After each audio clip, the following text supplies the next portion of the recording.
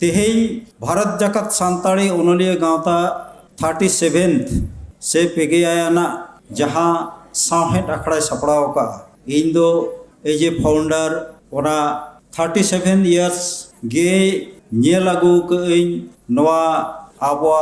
पारसी साहेट तेहें ओनल पाहटा हुयु ओनोड़े पाहटा हुयु और आबवा पारसी इदी कते कमी कसनी के हुयु सनामा नेल अगुइया तबे तेहें ओना कोमा आड़ी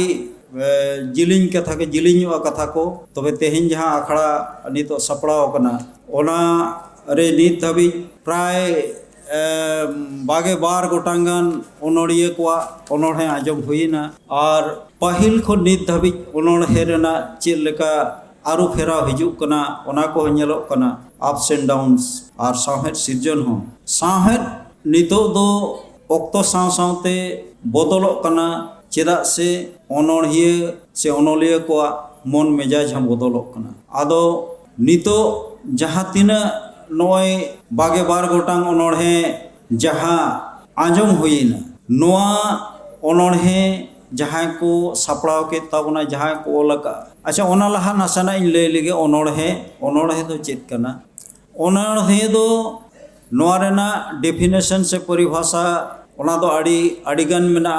आड़ीगान ओनलिया आड़ीगान आड़ी लेकाते इंग्लिश हयु हिंदी हयु बांग्ला हयु आड़ी लेकाते आकवा मने कथा को ऑल सदर का आदो ओना को साला गोटा लेखान टाइम लगा आदो मोटा मोटी खाटो माछा तीन लैया पे कना ओनोड़े दो मिट्टंग ओनोड़िया हा अनैकव कना मोने रेना अनैकव ओना दो मोने रेना अनैकव उनी जहाँ आजा लाइफ टाइम रे जहाना नेलिया जहाँ ऐकवया ओना को आजा मोने रेना कथा आड़ांग तलाते से पारसी रेना आबा साहेट रेना सुघोड़ आड़ांगते ऑल तोल कते आबो बुझे होचोबना और आबो ओना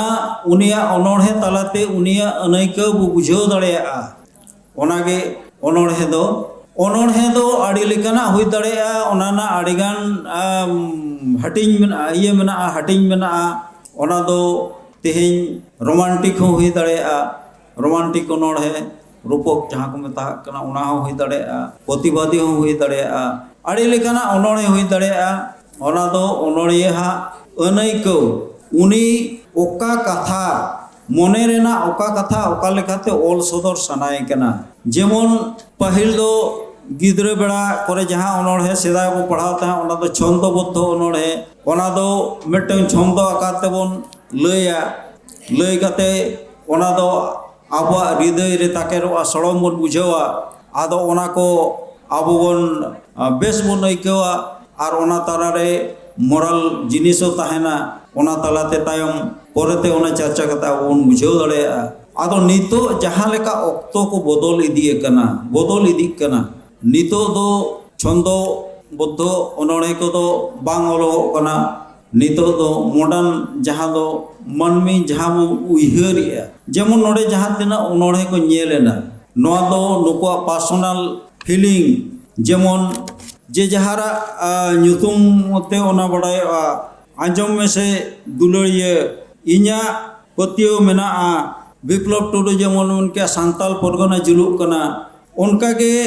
जहाँ 22टी से 22 गोटांग ओनोड़े मेना जे जहार ᱧᱩᱛᱩᱢ मेना ओना रे दो उनको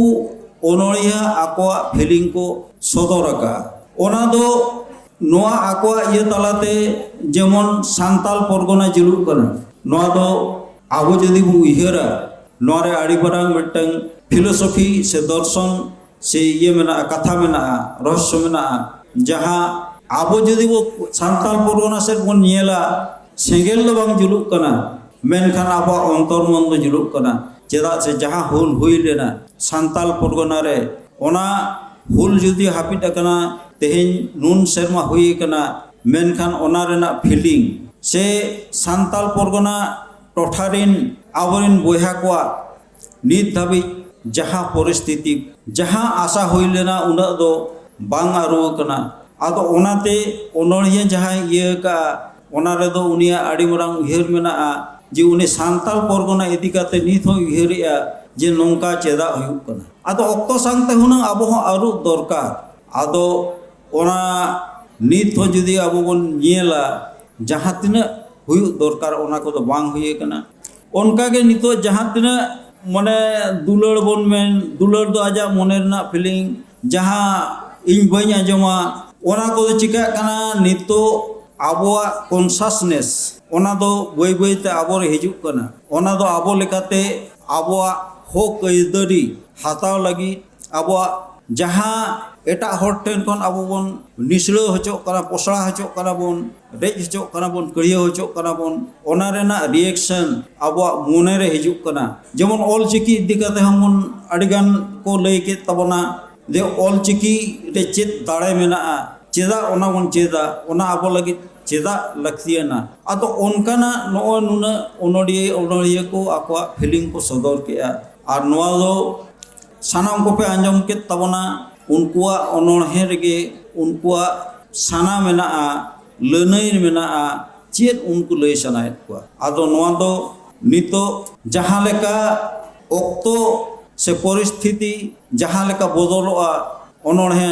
जेमन नितो दो जेमन आबो दो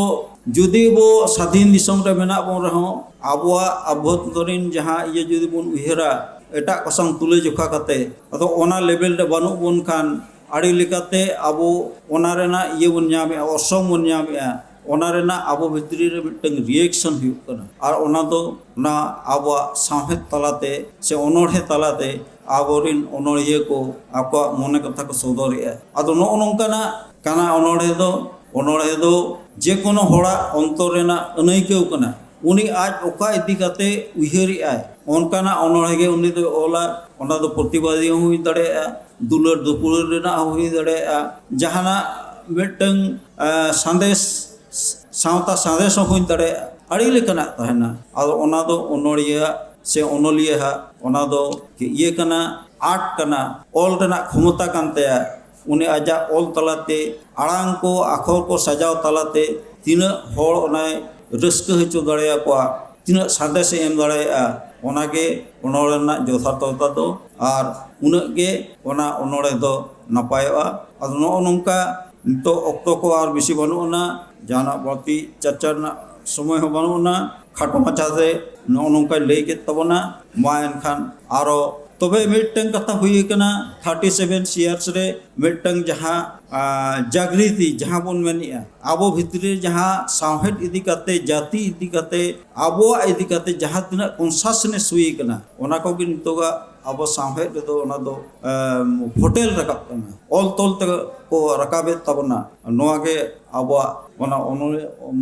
ओनल भारत जगत ओनलिया गांवता मिटंग नोआ दो आरी बारंग अचीवमेंट कना और नोआ ओनोड़े लगित तो जहाँ आबो एकेडमी अवार्ड को आड़ीगान ओनोड़िया को नाम का नोआ दो मने मिटंग स्टोरी और मिटंग ओनोड़े ओना दो समय रेना टोल बीच मेना मिटंग ओनोड़े दो मिट पेज हुईना ओना भितरी की जहाँ फीलिंग ताना आजा ओना मने कथा उनी जोतो सदर दाड़े मिटंग कहानी जुदी हुई ओना दो 2 पेज 3 पेज बेस्टिक ऑल लेना तबेना ओना पूरे ये दो कहानी दो जोथात तो नाम नो नोगे ओनोड़े दो और ओनाते नितो जहाँ ऑक्टो सेटेर कना बेसिर भाग ओनोलिया गे ओनोड़े सेट को हेला कना नो नोगे ओना रेना कारण दो आदो जोथात तो जोतो के जोथाता ओका हबाई हुड़िया ओका हबाई खाटोआ आदो ओना दो आबोरिन ओनोलिया उनकुआ चेतान रे निर्भराय ओकोय ओका लेका कुसिया ओका पहाटा उनी ऑल सनाया ओनागे हुयुआ और ओना लेका के नोआ दो चला मा एनखान दोहराते सनाम को आड़ी गुण मनाव साराव और जोहार चाल कते इया खाटो माचा कथा दो नोड़े गे मुचाद किया मा एनखान सनाम को जोहार।